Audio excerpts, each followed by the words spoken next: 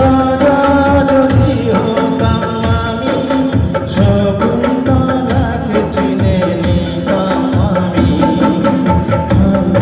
থাকুক না থাকুক তার আঙুলে, যেতাম না কখনো যেতাম।